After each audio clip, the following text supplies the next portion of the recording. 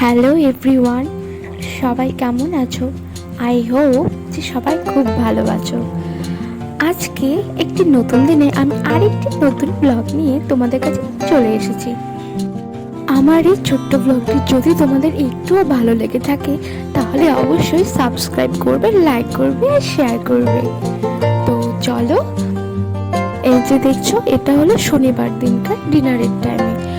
যেহেতু শনিবার দিন চিকেন খেয়েছিলাম, কারণ শুক্রবারে অনেকটা চিকেন আনা হয়েছিল, সবটা করা হয়নি, সেটা শনিবার দিন করলাম। আর শনিবারটা মানা হয়নি, সেই জন্য ভাবলাম ঠিক আছে রাত্রেও আর নিরামিষ খেয়ে কী বা করবো।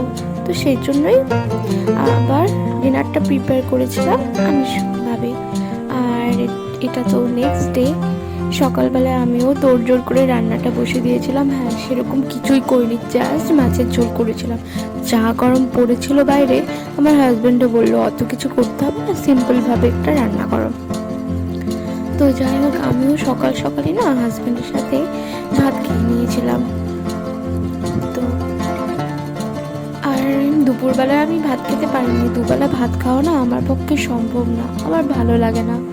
তো বিকেলবেলায় আমি একটু ফ্রুটস খেয়েছিলাম, আর আজকে আম মাখা করেছিলাম কাসুন্দি দিয়ে।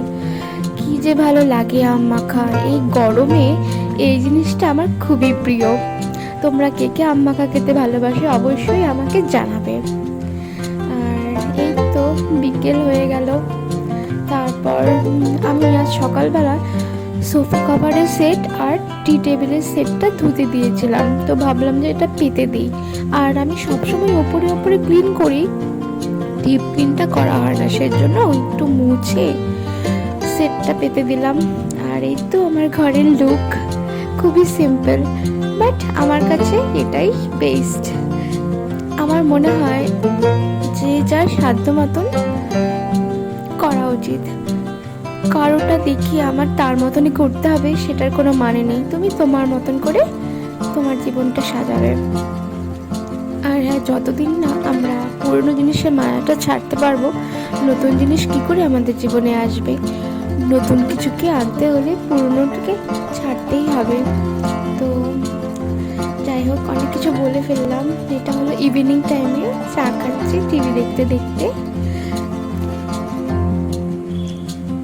আর আজ না রাত্রেবেলায় কিছু গেস্ট আসার কথা ছিল, তো সেই জন্য আমি আর টি টাইমের পরে ব্লগটা করিয়ে নিই, আমি এখানেই এন্ড করছি।